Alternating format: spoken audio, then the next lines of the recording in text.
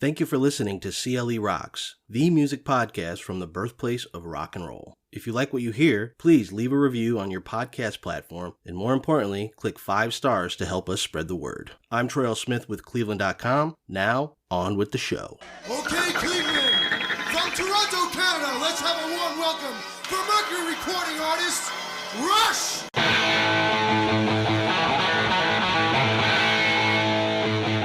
That was the opening of Rush's August 26, 1974 show at Cleveland's Agora, the band's first American broadcast. The concert, put on by radio station WMMS, was the culmination of the Canadian prog rock band's breakthrough in the United States.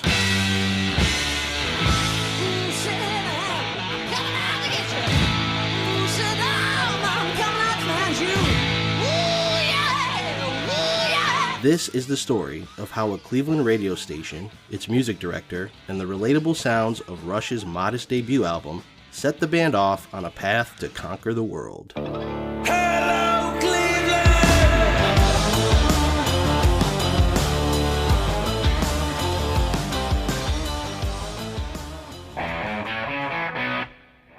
Yes, Pink Floyd, King Crimson, Genesis. There are several essential prog rock bands, but there was only one Rush.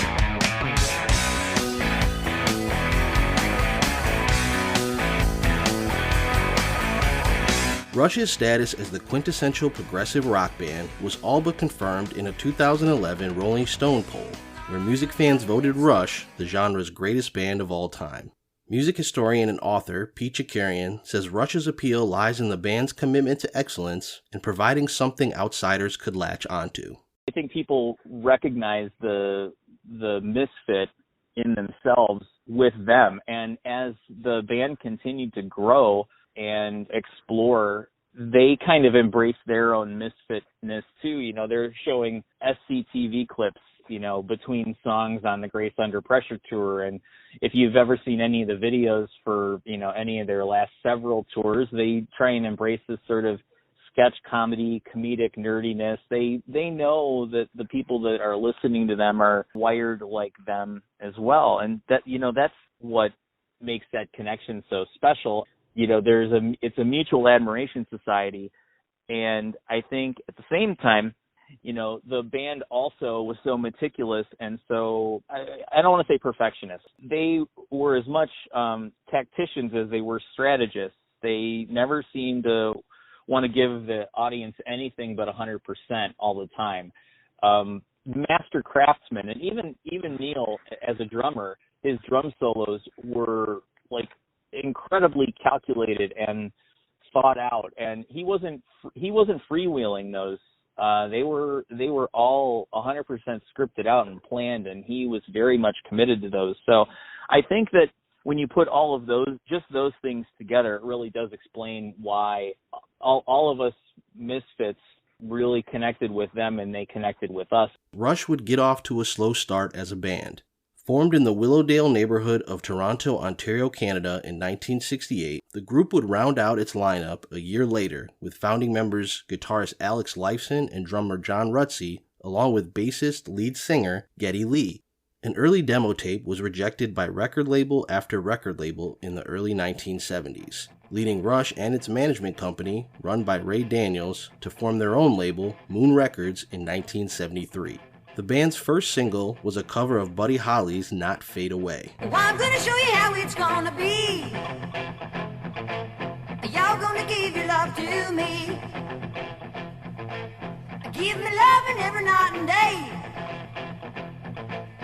Love is real and not fade away.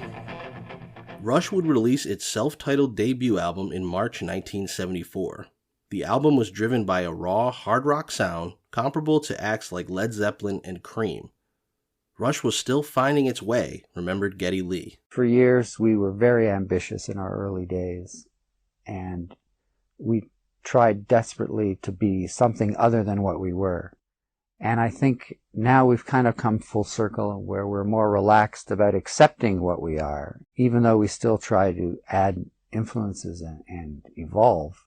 We're less about running away from ourselves, I think. And I think that's a big internal change. Still, Rush's debut album had its appeal, remembers Chikarian, at a time when that brand of edgy hard rock was all the rage. That album is so, I mean, it wears its heart on its sleeve completely. I mean, you know, the fact that, you know, Geddy was really into Cream and, you know, obviously Alex too, and the Yardbirds, I mean, you could really feel that sort of kind of gritty, edgy dynamic there. You know, they were, you know, 3 or 4 chords in a cloud of dust, and that was amazing. But you could tell there was some, you know, virtuosity that was kind of bubbling up from underneath the surface.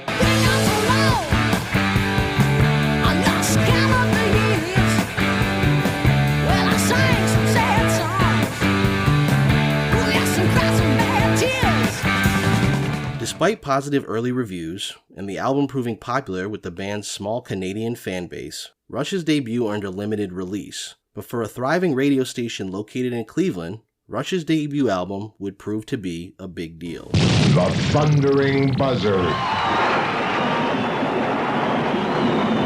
WMMS Cleveland.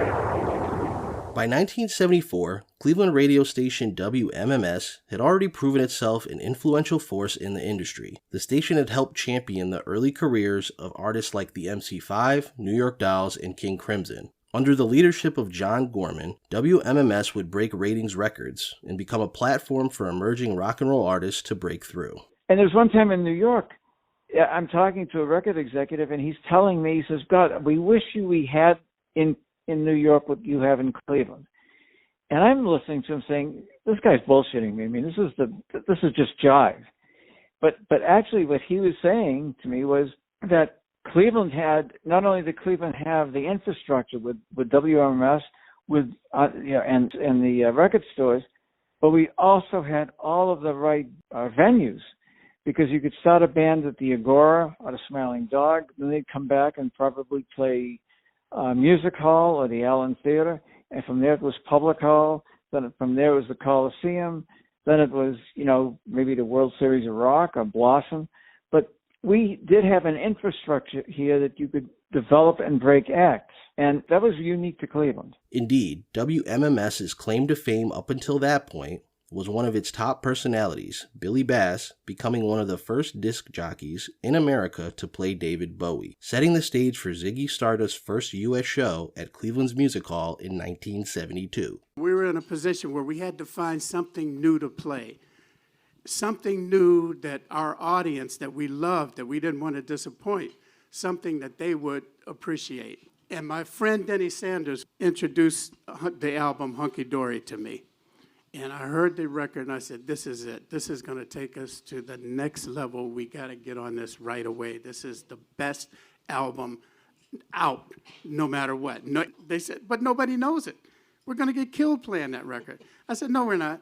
People are going to really like this record. Also in 1972, WMMS debuted its Coffee Break concert series, a popular live showcase for national emerging acts. It was Bass who came up with the idea after Elektra Records offered him a live performance by singer-songwriter Carol Hall, who had just released her first album, Beads and Feathers. 2 years later, WMMS would set off on a path to helping break another emerging act, thanks to an ambitious new music director.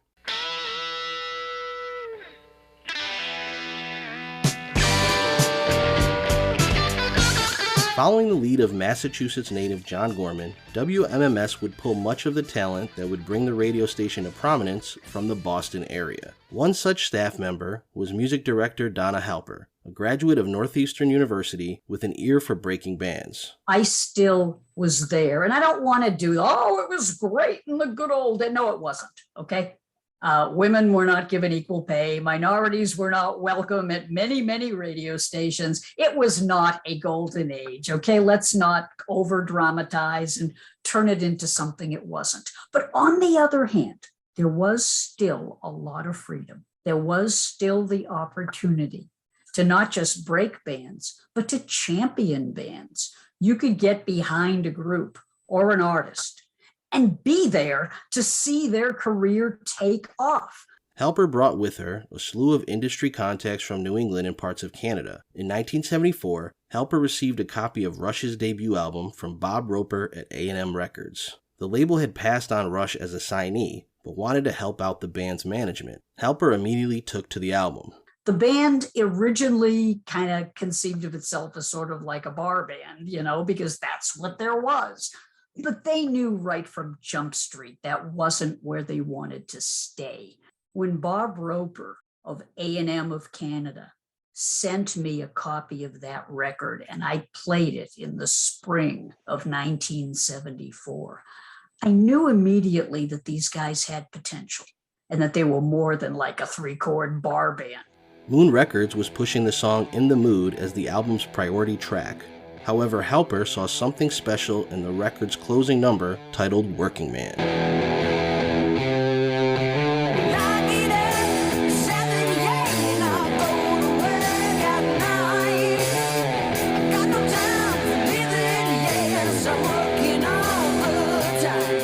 In Cleveland, people really did get up at 7 and go to work at 9, got no time for living. Yes, I'm working all the time. The moment I heard those lyrics, I said to myself, Cleveland's a rock and roll town, and it's a working man's town, and working women too, but a working man's town. And they're going to resonate with this song. It's simple, it's direct, and it speaks to the experience of a lot of my listeners. And, as a music director, my job was to seek out songs that would resonate. It was about never having time to live your life, always being on the clock, being so exhausted when you got home that you just didn't feel like doing much of anything. And yet feeling like it seems to me I should live my life much better than I think I am. It's like the singer knows I could have a better life. But I never get time because I'm just like working in this factory day and night. And so that's why I thought, Cleveland record. And as it turns out, Cleveland record.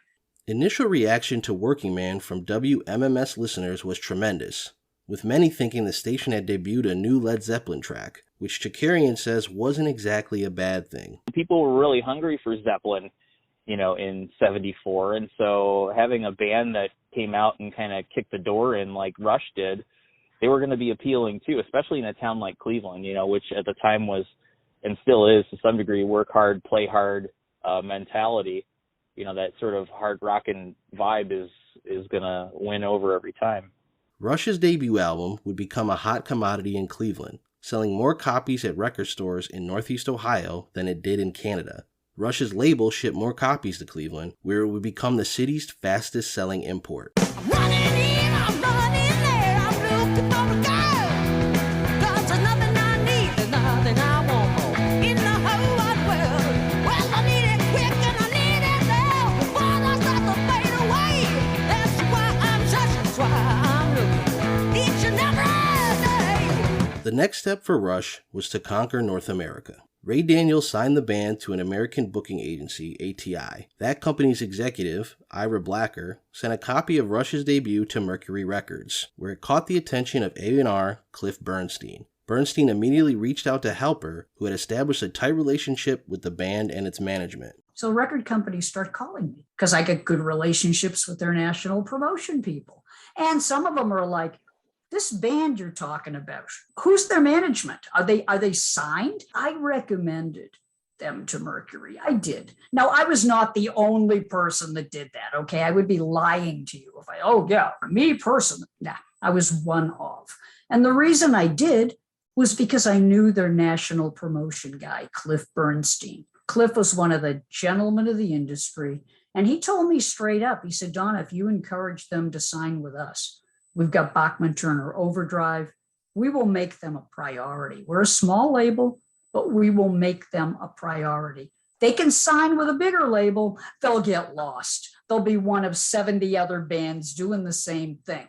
That won't be the case with us. Rush's deal with Mercury Records would set the band up for its first American tour, which included a stop in Cleveland in August 1974. The band's show at the Cleveland Agora would be broadcast live on WMMS's airwaves as part of the Coffee Break concert series. When we knew that we were going to broadcast the concert live, the one thing we realized too is not only would we have a captive audience with all the Rush fans, but what about the people that don't like Rush?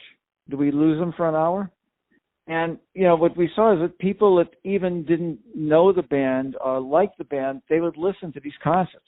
And then for the rest of the country, they would look at MMS and say, well, if they invested on playing Rush for a whole hour, a new band playing music for a whole hour, there must be something to that band. How you doing, Cleveland? Oh, it's excellent to be back here. We're gonna do a tune for you called The Best I Can.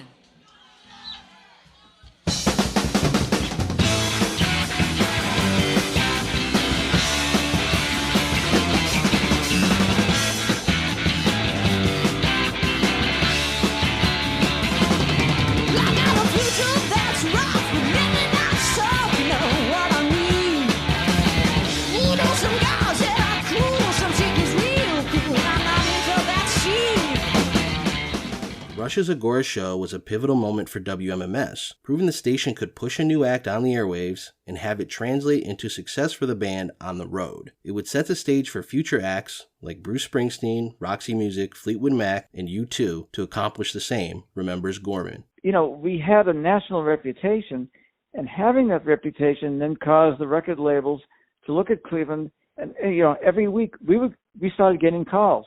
Hey, we have this band called U2. Would you want to do a live broadcast?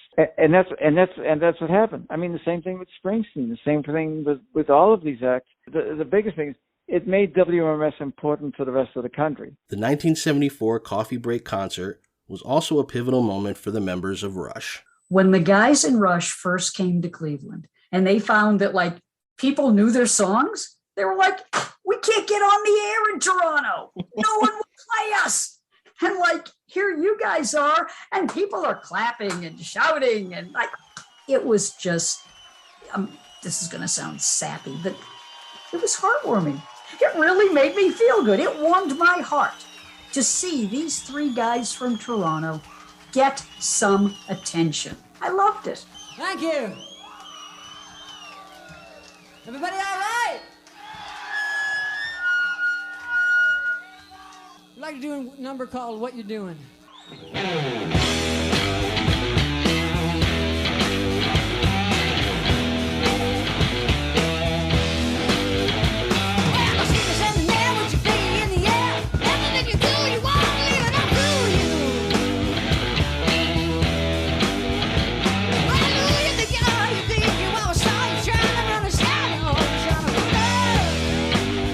Rush was a different band when it came to Cleveland in 1974. Suffering from type 1 diabetes and having a differing opinion from Alex Lifeson and Geddy Lee on Rush's direction, drummer John Rutsey left the band in July 1974. Rush would tap neil-peart as its new full-time drummer, playing its first set with the new trio in August 1974.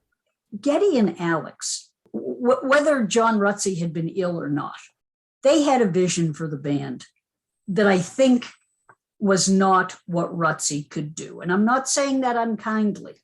If you listen to that first album, yeah, it's very foundational, it's very primitive, but it got them started.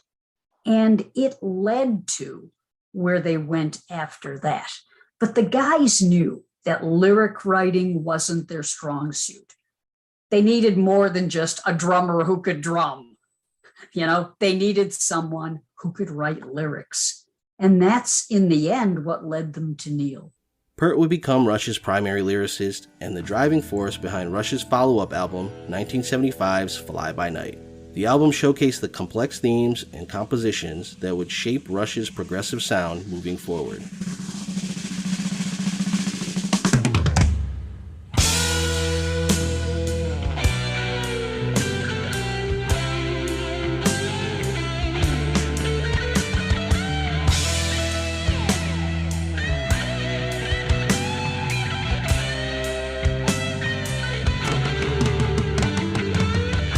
As was the case with many acts WMMS helped break, Rush would return to Cleveland multiple times in the 1970s, working its way up to the Public Auditorium and Allen Theater, before finally bringing its Hemispheres tour to Richfield Coliseum in 1979. Rush would play more than 40 concerts in Northeast Ohio throughout its career, including an April 15th, 2011 show recorded and filmed and released as the Time Machine 2011 live in Cleveland. I was in the 8th row for that show, and they're doing, the Time Machine tour, and they're filming the DVD with Banger Productions, and they're playing Moving Pictures, seminal album for me and so many others. Playing that in its entirety, I think that's when it really landed for me. Like, wow, how lucky am I to live at this moment in time. Monday warrior, mean stride. Today's Tom Sawyer, mean pride. Rush played its last large-scale tour in 2016. Neil Peart passed away in 2020. Geddy Lee confirmed Rush would not go on without Peart. Rush as a band has sold more than 40 million records worldwide, including 17 platinum albums in Canada. The band has been inducted into the Canadian Music Hall of Fame, as well as the Rock and Roll Hall of Fame in Cleveland. Halper, now a Boston-based historian and radio consultant, has maintained a close relationship with the members of Rush over the years. The band thanked both her and WMMS in the liner notes for the American release of its debut album. We'd like to do this last number for Miss Donna Halper of Radio WMMS, right here in Cleveland. Excellent station you got here. I would be lying to you if I said, oh yeah, I know that Rush are going to be instantaneously famous and worldwide. I didn't know that, okay? I knew that they were a Cleveland band. I mean, not that they were from Cleveland, but I knew they were a perfect band for Cleveland. I knew that they would be popular in Cleveland. I knew that a lot of people would like them.